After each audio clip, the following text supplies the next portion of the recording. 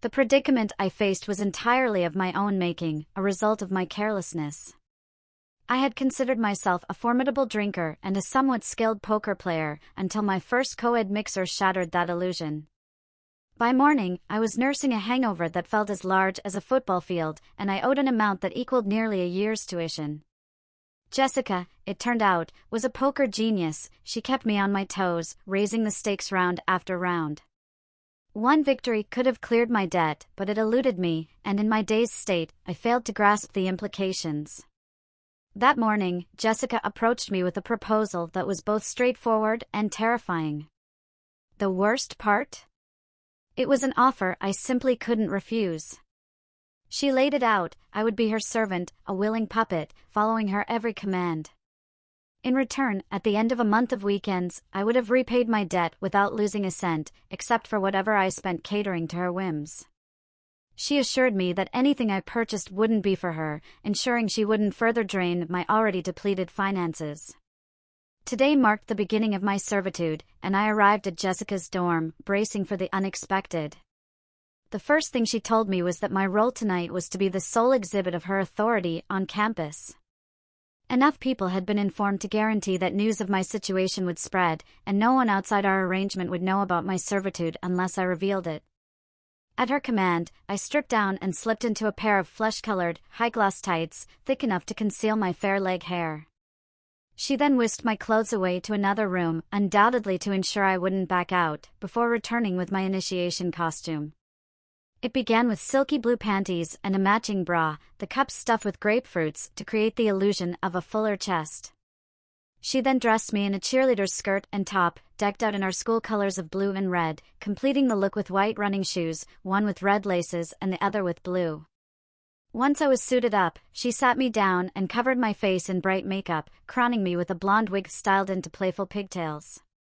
Before I could see my reflection, she cuffed my hands and stepped back, insisting I remain seated so she could snap a few photos with her digital camera. With that done, we bolted out of the dorm, her leading me by a rope tied to the handcuffs, which were thankfully positioned in front of me. As we traversed the deserted halls, it struck me as odd. It wasn't typical to make it from the dorm to the ground floor without encountering anyone, especially on a lively Friday evening. Stepping outside, I realized the source of our solitude. A crowd larger than our entire dorm was gathered. A cacophony of applause and catcalls erupted as we emerged. The air was chilly. It was late fall, but close to the coast, it never became unbearable. However, I had never worn a skirt in such weather, and my legs quickly grew goosebumps, though the pantyhose masked my discomfort. Students formed a gauntlet from the doors to the parking lot, laughing and jeering as I was pulled along. A few girls seized the moment to lift my skirt, exposing my panties to the assembled crowd, and with my hands cuffed in front, I was powerless to protect my modesty. A wave of humiliation washed over me, intensified by the cold air against my exposed skin as the girls walked behind me, holding my skirt up for all to see. As we entered the parking lot, my two friends quickly lost interest in my humiliation. Everyone had seen my panties, and with several photos taken, the novelty had worn off. Jessica led me to her Jeep Cherokee and began to secure the rope to the trailer hitch. I understood her intentions all too well and desperately wanted to evade this fate, but I knew better than to try and free myself. I still had 10 more days of servitude ahead of me. Defying her today would only give her the excuse to expose my situation publicly tomorrow, a punishment she could easily justify as retribution for my failure to uphold our agreement. So, I stood there, tethered by handcuffs to the back of Jessica's car, dressed like a flamboyant cheerleader as she started the engine and slowly rolled out of the parking lot. Cheers erupted behind me as she led me into the campus's residential area. Jessica kept her speed at a crawl, but I had to jog to keep pace. My arm mobility was limited, making it difficult to maintain a decent stride, yet I did my best. As our peculiar parade wound through the campus, Jessica honked the horn of her Jeep every few blocks, consistently attracting attention. Groups of people rushed out of their dorms to catch a glimpse, prompting Jessica to stop and let them interact with me for a few moments. This interaction typically involved a flurry of photographs, both with me and with those wanting to capture proof of my embarrassment. The girls often tried, and succeeded, given my restrained hands, to lift my skirt for a peek at my panties. The guys, on the other hand, hurled crude remarks my way. Honestly, if anyone had acted on even half the propositions I received that night, it could have fueled a certain urban legend about stomach pumps. Strangely, it was at the last dorm building that I experienced one of the most fascinating moments of the evening. It began with the usual photos and skirt lifting. Suddenly, my heart raced when I saw Nicole Lawrence approaching. She was the most desirable girl on campus, in part because she was off limits. Everyone knew she had a steady girlfriend, and they had come out together in high school. Nicole and her girlfriend, Sophie, were the college's most visible advocates for gay rights, and as they approached, they were holding hands. Nicole and Sophie parted to stand on either side of me, and despite the chill in the air, my hands were clammy and my knees felt weak.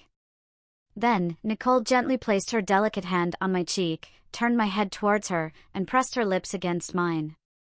My body tensed as if jolted by electricity. Thankfully, I had tucked my privates down between my legs when I donned the tights. Nicole's mouth was open, her tongue gliding against mine like a cat lapping at milk, drawing me in. A deafening cheer erupted from the crowd, and I could sense envy among many, despite the bizarre situation I was in. Nicole's kiss embodied all the qualities typically coveted in a woman. It was smooth as porcelain, warm as freshly baked bread. I don't know how long the kiss lasted, but it felt like far too short a time. When her lips finally left mine, I felt a powerful grip on my shoulders that spun me around. Panic surged as I remembered Sophie. I closed my eyes and tensed, bracing for the consequences of kissing her girlfriend, a heavy price to pay. And then our lips met. As my eyes fluttered open, I found Sophie locking lips with me. While she wasn't as stunning as Nicole, her harder edge and butch demeanor didn't fit the stereotype of a Fred Flintstone in drag lesbian. Sophie's kiss was marked by many qualities celebrated by the modern woman. It was as strong as steel and as grounded as the roots of a mountain. A fresh cheer erupted from the crowd, this one more boisterous. Here I was, a guy in a cheerleader's miniskirt, getting affection from the hottest girl on campus and her steady girlfriend. Her kiss had a nostalgic quality, lacking the usual tang of lipstick, reminiscent of those first stolen kisses as kids experimenting before the girls had access to makeup. Yet, it was also highly skilled, her tongue exploring my mouth, just as mine had in Nicole's. She held my head firmly in both hands, controlling the moment, before pulling back as if separating two magnets with opposite charges. Nicole quickly spun me to face her again, and we dove into another kiss. This time, I noticed the sweet flavor of her lipstick, a sharp contrast to Sophie's. As we softly kissed, I felt her hands creeping up under my skirt to slide over my panties. I longed to return the gesture, but my hands were helplessly restrained.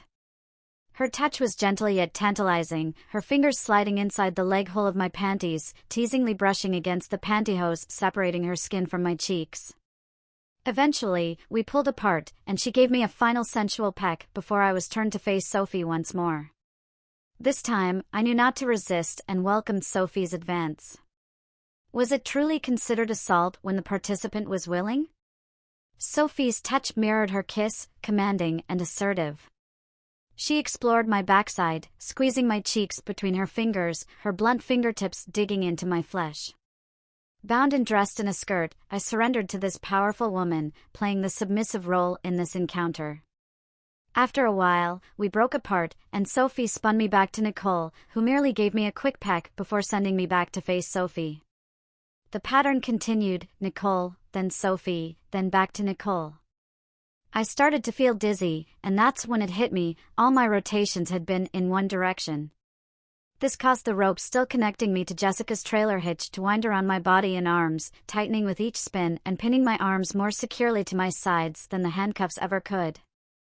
As the girls continued to spin me, I grew increasingly dizzy while the crowd roared with laughter.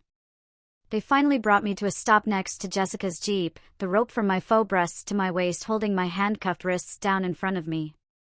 The speed of my spinning had slowed after the initial rounds, so although I was lightheaded, I wasn't falling over.